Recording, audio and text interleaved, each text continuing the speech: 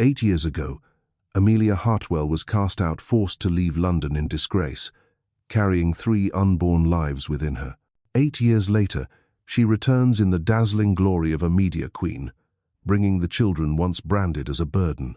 Amid the glittering lights of high society, a trial without a gavel will unfold, a stage where truth is laid bare and justice rewritten. This is not merely a tale of vengeance, but a triumphant anthem to the power of love, intelligence, and unyielding pride. London, on a winter's night. The streets blazed with golden light, and the chimes of Big Ben rang through the freezing air. Amid the line of luxury cars gliding toward the Royal Heritage Trust Gala, the most prestigious charity event in high society, a jet-black Rolls-Royce Phantom moved like a shadow of vengeance. It was not merely a car, but a declaration of power, a steel armor encasing a soul once crushed, now reborn as a blade of retribution. Amelia Hartwell sat in the back, her posture straight, her cold eyes fixed beyond the tinted, bulletproof glass. On her wrist gleamed a limited edition Patek Philippe worth as much as a house in Kensington, chosen for this night. Not as a display of vanity, but as a reminder to herself. Look how far I've come since the day I was broken. 8 years ago, she had passed these streets in a battered Honda, tears blurring her vision. In her hands, a small suitcase. In her womb, 3 fragile lives. In her heart, the wound left by Edward Blackwood's betrayal. Edward, the man she had loved with all she had, turned his back, obeying his father, Lord Charles Blackwood, who demanded she destroy her unborn children. He had not only forsaken her love, but stood by as his father crushed her career and her honor. Amelia had left London in disgrace, but tonight, Amelia did not return to reclaim love, she returned to bury it. No longer the impoverished literature lecturer or the ridiculed scholarship girl, she was now the billionaire at the helm of Hartwell Media, an empire that stretched across Europe, and tonight she came not as a guest, but as the one who held the fate of the entire gala. Oliver Drake, her close aide, a man once employed by Silicon Valley giants, turned to her, his voice steady. "Mrs. Hartwell, we've arrived." Amelia gave the faintest nod. For 3 years, Oliver had never called her madam or boss, but always Mrs. Hartwell, the title reserved for the sovereign of an empire. Even oil magnates and powerful politicians met her with respect. A small smile touched her lips, not to allure, but to remind herself, this is my stage. The car stopped before the entrance of the Royal Heritage Trust Gala. Crystal chandeliers blazed, the red carpet stretched wide, and dozens of photographers swarmed for the perfect shot.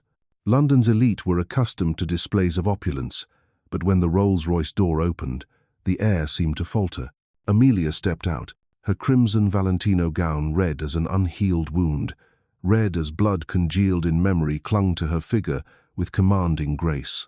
Each step upon the carpet declared, "The despised has returned and now dictates the rules of the game." Reporters surged forward, flashes exploding like lightning. "Mrs. Hartwell, when did you return to London? Is it true you've acquired shares of Blackwood Enterprises? How much will you be donating tonight?" Questions fired like arrows, but Amelia did not rush to answer. She paused, tilting her head, letting the lights catch on the black diamond at her throat, a jewel once belonging to a Russian duchess, now adorning the neck of a woman once dismissed as low-born trash. "London has always been my home," Amelia said, her voice low and resonant, not just to the reporters, but to the ghosts of those who had mocked her.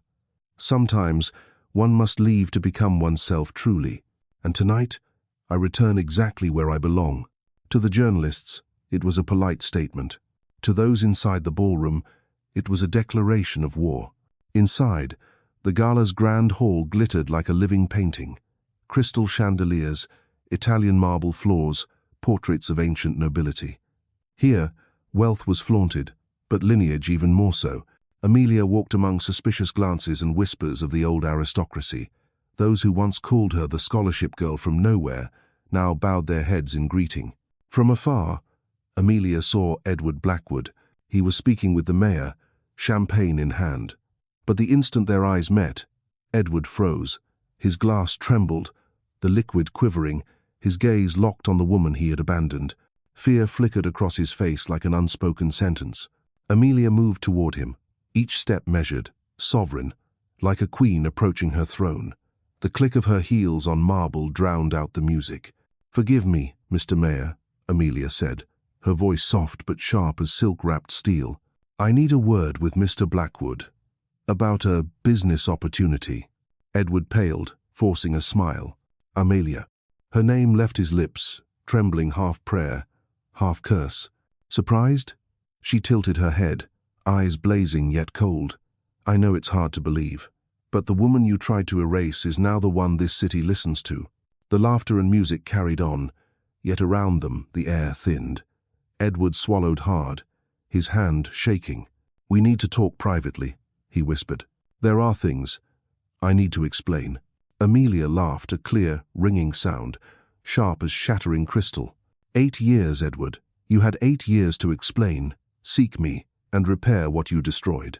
Instead, you chose to marry Lady Margaret and hide behind the Blackwood name. And now, at the sight of me returned, you want to explain." She stepped closer, her Chanel No. 5, perfume drifting between them, the same scent from years ago, but now laced with pride. "The woman you sought to destroy no longer exists," Amelia whispered. "For him alone.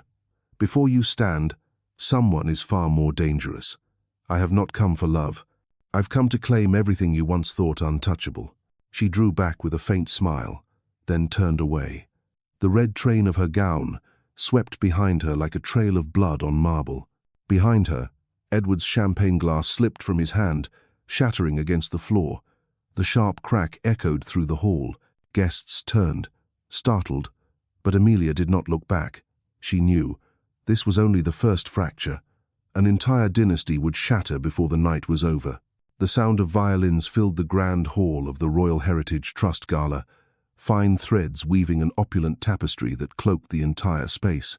Crystal chandeliers cascaded from the high ceiling, their light shimmering off wine glasses and extravagant gowns, transforming the hall into a private world of power and splendor. Ladies and gentlemen laughed, raised their glasses, and exchanged glances heavy with million-pound contracts and political bargains. Each believed they stood at the center of London's social universe. Then Amelia Hartwell entered. Her crimson gown clung to her form, red as dried blood, red as an unhealed wound, now forged into armor. Every line of the dress proclaimed she was no longer an outsider, but the rightful master of the stage. When she appeared in the doorway, the atmosphere faltered, laughter faded, fans stilled mid-air. Even a violinist slipped off key before catching the melody again. She advanced slowly across the marble floor, the staccato of her heels sharp and steady. Cameras flashed in bursts, reporters' questions poured down like rain, but Amelia gave no reply. She moved not as a guest, but as though she were inspecting her domain. From across the room, Edward Blackwood saw her. In an instant, his face drained of color. His mind was dragged backward 8 years to the small flat in Bloomsbury, Amelia's bright laughter as she read him Shakespeare, to the tears in her eyes when she whispered 3 words. "I'm pregnant." That image bled into the moment he had pushed her away, yielding to his father's threats, uttering the phrase that severed them. "Take care of it, or we're finished." Edward's chest tightened. The woman before him was not that girl. This was something else, a form reborn from ashes, dazzling and lethal, velvet over steel. Around him, whispers spread. "Is that Amelia Hartwell?" Lady Beatrice Rowe leaned in, her voice low yet carrying. "Impossible. She vanished from London years ago," muttered a middle-aged businessman, though his eyes never left the crimson gown, as if unwilling to trust his instinct. Her name began to ripple through the crowd, a spark racing across dry kindling. Amelia Hartwell. They all knew the story, the scholarship girl, the mistress Edward Blackwood had cast aside, the pariah erased from society's circle. And now she was here, not only returned but enthroned, a living testament that contempt could be transmuted into power. Lady Margaret Ashford, seated beside Edward, grew uneasy. She had never met Amelia, yet one glance at her husband, pale, trembling, told her this woman was no ordinary guest. In that instant, Margaret understood the truth she had long suspected. A ghost haunted her marriage, and that ghost had just walked into the room under a blaze of lights. Amelia stopped at the center of the hall. Cameras still flashed, questions still echoed, but she ignored them. Instead, she found Edward's eyes. The world muted. People laughed, glasses clinked, yet between Amelia and Edward, there was only an invisible gulf of suffocating tension. Her gaze held no trace of love, only the steel of a judge staring down the guilty. Edward longed to look away, but her eyes shackled him, forcing him to face the past he had fled. Amelia stepped forward. Each click of her heels struck Edward's chest like a hammer. When she stood before him, the air around the table thickened. A smile touched her lips, radiant, yet chilling. "Hello, Edward," she said softly, each word clear. "You seem surprised to see me." Edward's mouth opened, his voice hoarse, trembling. "Amelia, don't be afraid." She tilted her head, eyes gleaming with the authority of one who commands. "I'm not here to revisit the past. I've come to discuss the future, your future." The chatter around them pretended to continue, but every ear strained toward their table. Edward Blackwood, the once arrogant heir to Blackwood Enterprises, now sat trembling like a schoolboy caught unprepared. In his mind, memories twisted into a storm. The small flat, Amelia's trusting gaze, his own betrayal. He saw himself again cowardly, bowed beneath his father, choosing family name over love. And now, it returned as a sentence. Amelia leaned closer, her voice a whisper for him alone. "Tonight, you'll learn what it feels like to lose everything." She withdrew, serene smile intact, then turned. The train of her crimson gown trailed behind like blood across marble. Edward sat frozen, heart pounding, cold sweat sliding down his temple. From his hand, the wine glass slipped, shattering loudly and sharply. Guests turned in surprise, but Amelia did not look back. She knew this was only the prelude. She entered their circle as though it were always hers as she moved toward the table of the Prime Minister, the Governor of the Bank of England, and other titans of power. A few words of greeting, a few piercing glances, and the most powerful men in London bowed their heads to listen. They knew Hartwell Media commanded 40% of Europe's market, and no one dared dismiss her. Meanwhile, Edward remained motionless. The admiration, the deference, the power, everything that had once been his now radiated toward Amelia. Lady Margaret leaned in, her voice sharp though quiet. "Who is she, Edward?" He stayed silent. "She's the one you never dared to speak of, right?" Edward's hand clenched until his knuckles whitened. He did not answer, but Margaret did not need one. She saw it in his terrified eyes. On stage, the official program began, but the speeches were drowned in irrelevance. Every gaze lingered on Amelia, the woman who had turned the gala into her own stage. Edward sat paralyzed, knowing this was no chance encounter. This was a declaration, and Amelia had just waged war with nothing but a look. The rare London sunlight streamed through the tall windows of Blackwood Manor the following morning, yet it could not dispel the chill that hung over the room. Lady Margaret Ashford sat at her dressing table, still in the evening gown from last night's gala. Before her lay a thick dossier, its contents spilled across the polished wood. Black and white photographs mingled with color prints, a mosaic of truths too cruel to ignore. She had not slept. Through the long hours after returning from the gala, Margaret had called the private investigator she had secretly employed for months. She had wanted to uncover the shadow haunting her marriage, the shadow that had walked into the ballroom the night before, wearing a queen's crown. The truth now lay before her, merciless, slicking her palms with cold sweat. The photos told the story of Amelia's 8 vanished years. A younger, gaunt Amelia working in a cafe, apron stretched over her swollen belly, Amelia clutching a battered suitcase as she left the Bloomsbury flat. Amelia exhausted in a hospital bed, cradling 3 newborn lives. Margaret's hands shook against the table. Not one child, 3. 3 children were born to Edward and Amelia, 3 abandoned souls. The door burst open.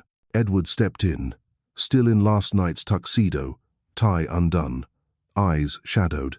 He, too, had not slept. Margaret turned, her gaze like ice. "When were you planning to tell me, Edward?" When were these photographs hanging in the middle of Trafalgar Square? Edward's eyes dropped to the table. Each picture pierced him like a blade. The image of Amelia in the hospital stole the air from his lungs. He recognized the day, the very day he celebrated his engagement to Margaret.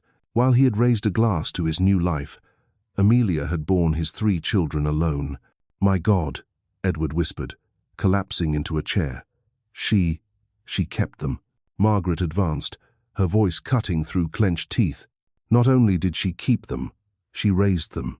3 children, 8 years old, brilliant, radiant. And all the while, I've been sitting here, the fool in a marriage built on lies." Edward buried his head in his hands. For 8 years, he had told himself his decision was necessary, that Amelia had obeyed, that no child had survived. Now the truth rushed in like a flood, drowning every illusion. Margaret stared at her husband, disgust rising for the first time. She had never been naive. Her marriage to Edward was a political pact, a union of prestigious families, but she had never imagined herself as nothing more than a substitute, a placeholder while his heart remained chained to another. "You love her, don't you?" Margaret's voice trembled. Edward stayed silent. "Answer me." He lifted his head, his eyes bloodshot. Never stopped loving her." The confession struck Margaret like a slap. She staggered back, her heart pounding. Years of playing the perfect wife, galas, staged smiles, and hand-holding for cameras reduced to a cheap charade. She turned away, her voice as hard as steel. "You've already lost her, Edward.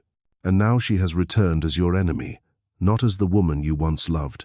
Believe me, Amelia Hartwell will not stop until you've lost everything. I refuse to stay and watch. I won't be complicit in your destruction." Edward surged forward, reaching for her hand, but she recoiled as if scorched. "Don't touch me," Margaret hissed, her eyes glacial. "You're not worthy." She swept from the room, leaving Edward alone with the evidence of his sins. He sank to the floor, picking up the photos with trembling fingers. In one, 3 children beamed beside Amelia in a sunlit park. Their smiles bore his features, and hers. Every curve of their faces cut deeper into his conscience. Last night, Amelia looked straight into him, her gaze saying, "I've come to take everything." Today, he finally understood. It was not only about fortune, reputation, or the Blackwood legacy. It was about the children, the 3 children he had abandoned before hearing their first cry. Within Edward stirred, for the first time, a fear unlike any other, not the fear of losing his empire, but the fear of forever losing his place as their father. The first light of dawn pierced through the towering windows of Hartwell Manor, casting golden streaks across the polished marble floor. In the vast kitchen, velvet chairs surrounded a walnut dining table where Amelia and her 3 daughters began the morning as though performing an inviolable ritual. Amelia sat at the head, still in her cream silk nightgown, her lengthy hair loose over her shoulders. Before her, steam curled from a cup of Earl Grey tea, yet her attention was not on the elegant meal but on the 3 little girls chattering over books and drawings. Eleanor, the eldest, already showed the sharp mind of a strategist. Barely 8 years old, her bright, calculating eyes, and how she held her pen, as though signing a contract, filled Amelia with pride and a flicker of worry. Eleanor was writing an essay on civil rights, her tone so solemn it seemed a miniature lawyer had taken her place. "Mama," Eleanor looked up, dark eyes glistening. "If the law once failed to protect you, can I become the one who rewrites it?" Amelia smiled, brushing a strand of hair from her daughter's forehead. "Not only can you, my love, but you will, and you'll do it better than all who came before." Sophia, the second child, was gentle to her core. In front of her lay not law books but a collection of French fairy tales. She wasn't simply reading. She translated aloud for her younger sister, switching between French and English, her voice lilting like a song. She even added her own commentary on kindness and justice, leaving Amelia breathless at times. For Sophia understood not only words but hearts. "Mama," Sophia asked, her blue eyes wide and clear, "why do some people want to make others suffer?" Amelia hesitated. For years, she had avoided speaking of their father, but now, the questions grew sharper, harder to sidestep. "There are those," Amelia said slowly, who fear losing power so much that they believe hurting others will keep them strong. But the truth is, they are weak. Strength lies in protecting, not destroying. Isabella, the youngest, sat quietly with her sketchbook. Her small hand moved quickly, pencil shading bold lines. Within minutes, a picture emerged. A queen wearing a crown, standing tall before a fallen dragon. But the queen held no sword, her arms were spread wide, shielding 3 children behind her. Amelia's heart tightened. Isabella was only 8, yet carried the soul of an artist. She had drawn what no one had spoken aloud, that their story was not only about vengeance, but a quest for justice, a vow to protect one another. Amelia gathered her daughters into her arms, breathing in their sweet scent. Every past wound seemed worth it, for pain had given her these 3 treasures.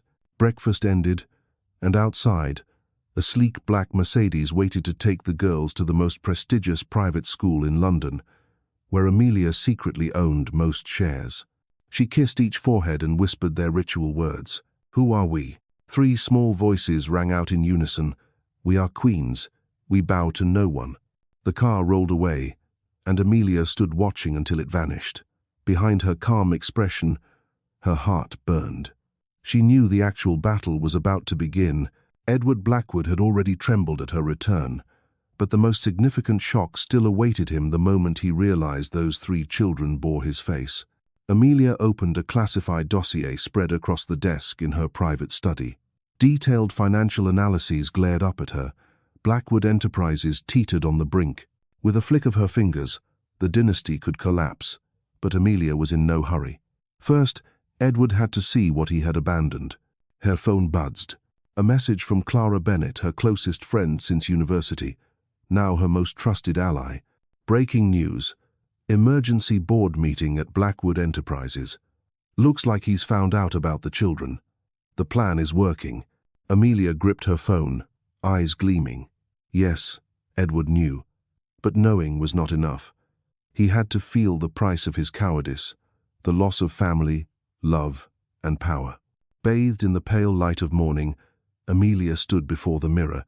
The woman staring back was no longer the scholarship girl cast out in shame. This was a queen, with 3 princesses rising beneath her wings, and this time, no force on earth would touch them. Morning settled damp and cold over London, mist veiling the cobblestone roads that led toward the outskirts. Where Blackwood Manor stood, a residence of 5 generations of the Blackwood line. For over a century, the ivy-clad stone fortress had symbolized the unshakable might of a dynasty rooted deep in politics and commerce. But today, that symbol trembled. At the top floor of Hartwell Media's headquarters, Amelia Hartwell stood before a wall of glass, a glass of red wine in hand, her gaze fixed on the flow of traffic below. Behind her, on the desk, a folder marked in crimson waited a detailed financial analysis of Blackwood Enterprises. Oliver Drake, her loyal aide, had spent months piecing together every shred of evidence. "You're certain?" Amelia asked without turning. "Absolutely," Oliver replied, voice even and metallic. "Blackwood Manor has been mortgaged to keep the company afloat. Their hidden debts have piled up for at least 3 years. We can force them to sell in under 6 months." Amelia turned, her eyes alight. "No, 6 months is too long. I want them on their knees in 6 weeks. Oliver gave a curt nod. "I'll adjust the plan." Satisfaction coursed through Amelia. This was the first move toward the dragon's heart where Edward had been born, where his father had taught him that family honor outweighed love. They had once used Blackwood Manor to bury her. Now she would bury them with it. That afternoon, in the stately boardroom of the Royal Heritage Trust, 12 council members sat around a long walnut table, leafing through the documents Amelia had presented. Retired earls, banking magnates, chairs of cultural institutions, they were all faces of Britain's establishment, well versed in power. Yet today, they listened to Amelia with rare gravity. "Ladies and gentlemen," she began, her voice precise yet gentle, as though lecturing on literature. "Blackwood Manor is a part of London's history, but right now, it stands on the brink of financial collapse. I propose that the Royal Heritage Trust acquire it for preservation and open it to the public as a cultural landmark. Numbers appeared on the screen behind her. Unpaid taxes, interest rates, banking documents, each detail laying bare the Blackwood family's weakness. Some council members exchanged shocked glances. "Are you certain of the accuracy of these figures?" asked Lord Whitmore, an aging nobleman. Amelia's smile was faint, assured. "Hartwell Media never publishes anything unverified. I can have my legal team provide the original documentation." No further objections came. They all knew. If Amelia Hartwell had spoken, then every escape had already been sealed. Meanwhile, Edward sat in the study at Blackwood Manor with his father, Lord Charles Blackwood. The older man's silver hair gleamed as his trembling hands clutched the delivered dossier. News of the Royal Heritage Trust's bid had reached them. "Impossible," Lord Charles thundered, slamming the desk. "This house has been in the Blackwood name for over 100 years. No one has the right to touch it." Edward lowered his head, his voice breaking. "Father, the documents are true. We've borrowed far beyond our means. If the trust pursues this, they can force the sale." Lord Charles hurled the papers to the floor, eyes bloodshot. "It's that woman, Amelia Hartwell. She's plotted every step to bring us down. I warned you 8 years ago she was nothing but ruin. And now you see?" Edward said nothing. Shame and regret twisted in his chest. He remembered Amelia's eyes at the gala, her whisper, "You'll learn what it feels like to lose everything." So this was the beginning. Back at Hartwell Manor, Amelia sat in her office, the lamplight carving resolve across her face. Before her lay the draft contract. The Royal Heritage Trust would acquire Blackwood Manor at half its actual value. Clara Bennett, her oldest friend and partner, raised her glass beside her. "He'll break when he sees this. Blackwood Manor isn't just a house, it's their soul." Amelia's smile was calm and confident. "And that soul is about to be ours." Her pen touched the paper. In that moment, she was no longer merely a businesswoman, a general unleashing the first strike of her war of vengeance. Night fell over London. From the windows of Hartwell Manor, Amelia gazed into the distance, where the faint lights of Blackwood Manor flickered in the mist. She pictured Edward sitting in darkness, reading debt numbers, hearing his father's roars. A part of her still remembered the student who once promised eternal love, but that part was dead. In its place pulsed a colder strength, forged by 8 years of blood and tears. Blackwood Manor, the symbol of old power, would soon belong to Amelia Hartwell, and when its doors closed behind her, the Blackwood dynasty would know. The war had only just begun. Grey clouds churned above London as dusk fell.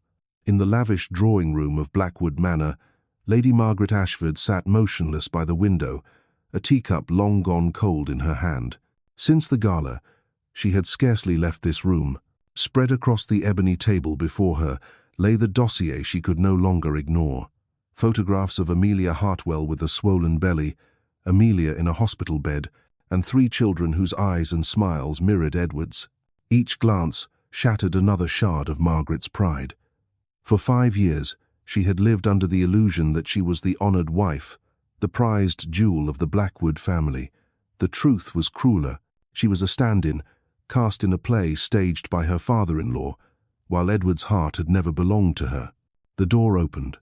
Edward entered, shirt rumpled, tie loose, eyes shadowed, as if he had aged a decade in days. "We need to talk," he said quietly. Margaret set the teacup down and turned her chair.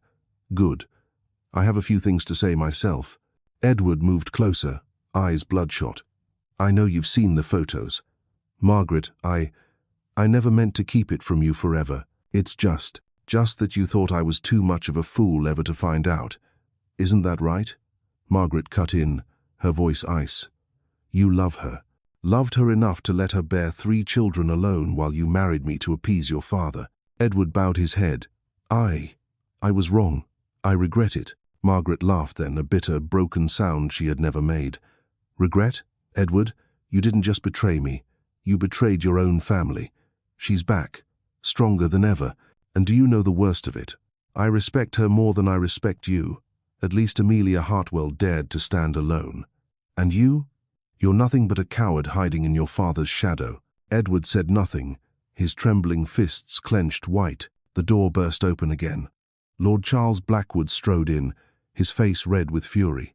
"You will not speak to my son like that, Margaret. This family has given you honor, status, a name. This family," Margaret cut him off, "has humiliated me. I've endured enough, my lord." Lord Charles froze, stunned by the steel in her voice. Margaret rose, her eyes blazing. "I will file for divorce.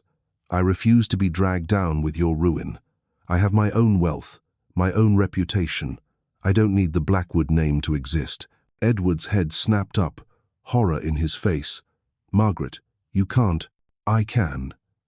And I will." She gathered the dossier from the table. "Do you know what hurts most, Edward? Not that you loved another woman, but you never dared to love me or anyone completely. You sold your soul to your father, and now you've lost everything." Lord Charles slammed his cane against the floor. "If you dare divorce him, the Ashford family will owe." Margaret turned, her gaze ablade. "The Ashfords will be proud that I escaped a rotten dynasty." No one spoke. In the heavy silence, Margaret took her handbag and strode toward the door. Her heels struck the marble floor in a steady rhythm, echoing like the death knell of a marriage long dead. Edward collapsed into a chair, face buried in his hands. Lord Charles stared at his son, a flicker of despair in his aged eyes. For the first time, he realized the Blackwood name no longer shielded them from consequence. Meanwhile, Margaret stepped out through the gates of Blackwood Manor, head held high, drawing in the freezing air. Rain was coming, but her chest felt lighter than it had in years. For the first time, Lady Margaret Ashford felt truly free. Night fell over London, drizzle streaking the tall glass towers, blurring the city with a cold haze. On the 30th floor of Hartwell Media headquarters, the strategy room blazed with light, a fortress in the sky. Inside, the air was thick with tension, every breath carrying the scent of a war without guns yet deadlier than any army. Amelia Hartwell stood before the vast wall of screens, torrents of data cascading like a flood. Stock prices, social media trends, television schedules, and a flickering hashtag rising on Twitter. Blackwood exposed. "The time has come," Amelia said, her voice calm but her eyes aflame. Beside her, Oliver Drake handed over a tightly bound file. All verified. Recordings, internal emails, HR reports, and even payment slips to politicians. "Once we air this, they'll have no way out." At the command desk, Clara Bennett's fingers danced over the keyboard. She looked up, eyes fierce. "We've waited 8 years. Tonight, the truth will be the verdict." Amelia drew a long breath, memory dragging her back to nights of pregnancy, juggling 3 jobs, turned away from every door because the name Hartwell carried no weight. In that darkness, she had sworn to build a media empire strong enough that one day, truth could never be silenced again. "Begin," she ordered. Arshasandian. Screens lit up across London from crowded Soho pubs to middle-class families' warm living rooms. Every major network switched to a special broadcast. The banner running across the bottom froze viewers in place. Special investigation. The Blackwood dynasty and an 8-year secret. The anchor appeared, face grave, voice carrying into millions of homes. For 8 years, one of Britain's most powerful families has maintained prestige by concealing a dark secret. Tonight, Hartwell Media presents irrefutable evidence that Edward Blackwood and his father, Lord Charles Blackwood, used power and money to destroy the life of a woman, Amelia Hartwell, now one of Europe's most powerful business leaders. The feed cut to an audio recording. Lord Charles's aged voice, cold and venomous, rose from the past like a ghost. "That scholarship girl is nothing. The child she carries is a burden. If she refuses to get rid of it, we'll ruin her career, her honor, her family. Blackwood will never let its future be stained by trash." Then came Edward's younger voice, trembling, yet obeying. "Yes, father, I'll do as you say." A stunned silence swept the nation. At Blackwood Manor, Edward sat frozen before the massive screen. The wineglass slipped from his hand, crimson spilling like blood across the Persian rug. Beside him, Lord Charles turned pale, his hands too unsteady to hold his cane. "No, no, it can't be," he muttered. But the broadcast hammered on, Records reveal Blackwood Enterprises has for years violated employee rights, particularly targeting women and immigrants. Political bribes were funneled through shadow accounts. Every path leads back to one center, the Blackwood family. Images followed. An anonymous female staff member recounting how they were dismissed for becoming pregnant. A migrant worker describing a factory accident buried under cheap payouts. Piece by piece, a damning mosaic emerged of an empire built on injustice and oppression. Edward clutched his head, hearing his own recorded voice, hearing his father's cruelty toward the woman he had once loved. He wanted to scream, to smash the screen, but the truth now belonged to millions. He had no power to stop it. Neighbors crowded around an old television in a small flat on the city's edge. A young mother clutched her child, tears in her eyes. A migrant worker slammed his fist on the table, shouting, "Finally, someone dared to speak." The hashtag Justice for Amelia exploded across Twitter, spreading worldwide within hours. International outlets, BBC, CNN, Al Jazeera picked up the story. By dawn, newspapers blazed with headlines. Blackwood dynasty exposed. An 8-year secret revealed. Clara shouted in the Hartwell media command room, "We're trending #1 worldwide. The hashtag has passed 10 million in just 3 hours." Oliver glanced at the charts, a smirk tugging at his lips. Blackwood Enterprises stock is down 32% overnight. Tomorrow will be worse. Amelia stood silently, her eyes fixed on the screens. Suddenly, a short feature appeared. Images of her daughters Eleanor presenting in class, Sophia reading stories to children in a hospital, Isabella hanging her painting in a youth gallery. The narrator's voice rang out. These are the children Edward Blackwood once called a burden. Today, they stand as living proof of maternal strength and unyielding will. Eleanor, Sophia, and Isabella Hartwell, 3 jewels of a future their father once rejected. Amelia's throat tightened. She would not allow tears in front of anyone, but deep inside, a fire broke free. 8 years of waiting and building, and truth finally resounded worldwide. The next morning, crowds of reporters besieged the gates of Blackwood Manor, cameras raised, voices shouting, "Edward, do you have anything to say about the children you abandoned?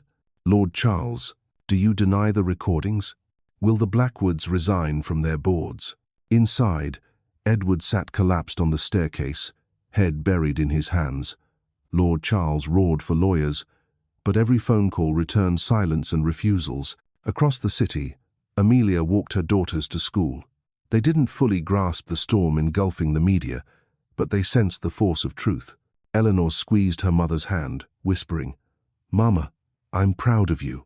Amelia bent down, gazing into their faces, lit by the morning Sunday. "No, my loves, I'm proud of you. We've won not because of revenge, but because no one can ever call us invisible again." The war had gone public, and with media as her weapon, Amelia knew this was only the opening salvo. London's afternoon sank beneath a drizzle. Streets around the city's most prestigious academy swarmed with luxury cars as parents rushed to collect their children. Parked among the line of vehicles across from the school gates, a grey van sat silent. Inside, Edward Blackwood remained motionless, eyes fixed on the telephoto lens mounted on the dashboard. Beside him, Williams, a former policeman turned private investigator, adjusted the focus. "We'll have a clear view once the students come out," he murmured, voice flat and detached. Edward did not reply. His throat was dry, his palms slick with sweat. In the days since the scandal broke, he had become a man the world recoiled from.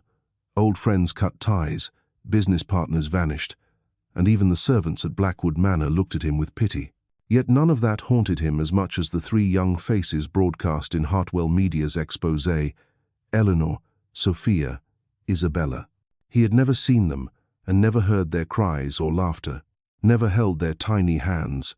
And now, knowing they lived, he felt like a man dying of thirst in a desert, desperate for just one drop of water, one fleeting glimpse.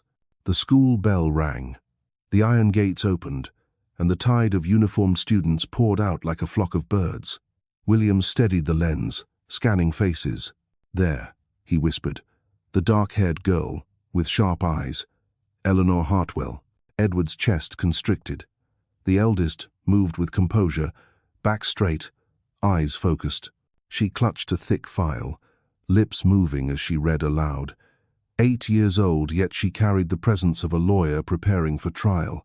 "And that one is Sophia," Williams continued. The lens shifted to a soft-featured child with light brown hair. Sophia bent to pick up a classmate's dropped pen and smiled warmly. A small gesture, but it broke Edward's breath. She was Amelia reborn, kind and selfless, always thinking of others. Then Isabella appeared. The youngest hugged a sketchbook to her chest, eyes lifted to the rain-drenched trees. She walked while drawing swiftly a branch, a leaf, a raindrop. The world around her bloomed into life through the strokes of her small hand. Edward could not breathe. Tears blurred the screen. He longed to burst from the van, run, gather them in his arms, and cry, "I'm your father, forgive me." But he knew it was too late. To them, he was a stranger. A sleek black Mercedes rolled up to the gates. Oliver Drake stepped out, opening the rear door. The girls rushed in, chattering about schoolwork and drawings. Clara Bennett welcomed them from the seat inside, kissing each cheek like a true aunt. The sight shredded Edward's heart. The role that should have been his belonged to another. Williams spoke, matter of fact. "Did you know? Eleanor was just accepted into Harvard's summer program for gifted children. Sophia volunteers at the Children's Hospital every weekend. Isabella, one of her paintings, was displayed at the National Youth Exhibition. These girls, they're stars." Edward shut his eyes as tears fell, every heartbeat pounding like judgment. 8 years ago, he had chosen his family's honor over love, over 3 fragile lives. Now he sat in darkness, watching 3 children shine without him. The Mercedes pulled away. Edward followed, as if dragged by an invisible chain. The road led to the lush outskirts, where Hartwell Manor rose in white stone, domed and carved, its gardens verdant with power and grace. He stopped beneath a tree, watching from afar. Through the great window, he saw Amelia emerge, sweeping her daughters into her arms. They laughed, showed her assignments, and held up drawings. She listened, smiling softly, pride glowing in her eyes. Edward sat frozen, his soul hollow. This life could have been his had he chosen love over cowardice. Instead, he was a beggar at the gates, peering into a home he could never enter. His phone buzzed. A message lit the screen. "Beautiful. But they don't need you. They never did." Edward trembled. She knew. Amelia knew he was here. She wanted him to see it all. He dropped the phone and slumped over the wheel. Outside, the rain thickened, drumming on the roof like nails into a coffin. In the shadows, Edward understood. He had lost everything, and the cruelest punishment was not ruin or public disgrace, but the torment of standing outside the paradise he had once forsaken, knowing he would never enter again. London glittered like gold that night. The grand hall of the Royal Heritage Trust Gala blazed with light, hosting Britain's elite gathered to celebrate heritage, a word long tied to dynastic power, old money, and noble names etched in stone. But tonight, heritage would be redefined. Hundreds of guests in evening attire strode the red carpet, cameras flashing without pause. Everyone knew this event would be different. After the media storm that toppled Blackwood Enterprises, Amelia Hartwell, the new media queen of Europe, had agreed to be the keynote speaker. Her presence drew journalists, politicians, magnates, and artists, all eager to witness the inevitable confrontation. Backstage, Amelia adjusted her shimmering black gown, pearls draped across her shoulders. Her hair was swept into a high chignon, her face sharp as a blade. Beside her stood her 3 daughters, dressed in pure white, like stars against the night sky. Eleanor's gaze was resolute, Sophia's gentle yet piercing, and Isabella was quiet with her sketchbook. "Are you ready, my loves?" Amelia asked, voice soft but eyes alight. "We're always ready," Eleanor replied, her small hand gripping her mother's. Inside the hall, a heavy silence reigned. Edward Blackwood sat at table 12, his gaunt face hollowed, the tuxedo failing to mask his ruin. Around him, whispers rippled. "Is that Edward? He looks like a ghost. They say Amelia will make an announcement tonight. Is it true he has 3 illegitimate children?" Edward kept his head bowed, each rumour a needle piercing his skin. His father, Lord Charles, was absent whether from failing health or sheer cowardice. No one knew. Beside Edward, the chair reserved for his wife stood empty. Margaret had filed for divorce. Everything had collapsed, and tonight he would face the rest. When the host announced Amelia Hartwell, the hall exploded in flashes. Amelia strode onto the stage, her daughters following like guardian angels. The sight silenced the room. The woman once cast out now stood sovereign, flanked by 3 princesses the world had only just discovered. Amelia took the microphone, her gaze sweeping the hall before locking onto Edward. He lifted his head, their eyes met, and his heart split. "Ladies and gentlemen," Amelia began, her voice ringing through the hushed hall, "we are gathered to honor heritage. But I must ask, what is heritage? Stone walls of an ancient manor, medals pinned to a chest, or the values we leave to the next generation?" She paused, letting the question hang. 8 years ago, I was told I did not deserve to stand here. I was branded an outsider, a burden, a stain. I carried 3 lives within me, and in return, I was met with scorn, threats, and a death sentence for my career. Gasps rippled through the hall. Cameras swung to Edward. His hands clenched, sweat slicking his temples. Amelia raised her hand. On the massive screen behind her, the infamous recording played once more. Lord Charles's voice, spitting venom, calling her trash, calling her children burdens. Then Edward's younger voice, trembling yet agreeing, "Yes, father, I'll do as you say." "That," Amelia declared, her gaze never leaving Edward, "is their heritage, a legacy of cowardice, discrimination, and spiritual violence. But I chose differently. I raised 3 children, not inherited wealth, but with love, knowledge, and pride." She turned, nodding to her daughters. Eleanor stepped forward, voice clear, each word a blade. "My name is Eleanor Hartwell. I am 8 years old. I've been accepted into Harvard's summer program for gifted children. One day, I will write laws so that no one like my mother is ever crushed by those who think themselves powerful." The hall erupted in applause, gasps mingling with thunderous clapping. Sophia followed, her voice gentle yet unwavering. "I am Sophia Hartwell. I am 8 years old. I volunteer at the Children's Hospital every weekend. I will become a doctor to heal wounds inflicted by selfishness and cowardice." Applause roared again, some broken by sobs. Finally, Isabella lifted her head, her voice soft as wind but carrying far. "I am Isabella Hartwell. I paint so the world remembers that beauty can rise from ashes. No one has the right to steal a child's future to protect their own honor." Seeing the 3 girls beside their mother shattered the hall's composure. People rose to their feet, applauding, some weeping. Even-aged aristocrats bowed their heads, as though witnessing power passing from the old world to the new. Amelia returned to the microphone, her voice resonant. "This is my heritage, the heritage of those once despised, who still rise. Proof that strength is not in names, ancient walls, but in the courage to defend what is right." She turned, eyes like steel, fixing Edward. "The man who abandoned me sits among you tonight. He had the chance to be a father, protect a family, and choose love. He chose cowardice, and that will be the only legacy he leaves behind." Thunderous applause shook the hall. Cameras flashed. Edward buried his face in his hands, tears breaking loose. He knew he had been sentenced not only by Amelia, society, and the daughters whose names he had never spoken. Hand in hand with her daughters, Amelia left the stage to unending applause. Together, the 4 walked like a queen and her princesses, leaving behind Edward, prisoner of the public trial of his own life. 6 months after the public trial at the Royal Heritage Trust Gala, London had changed.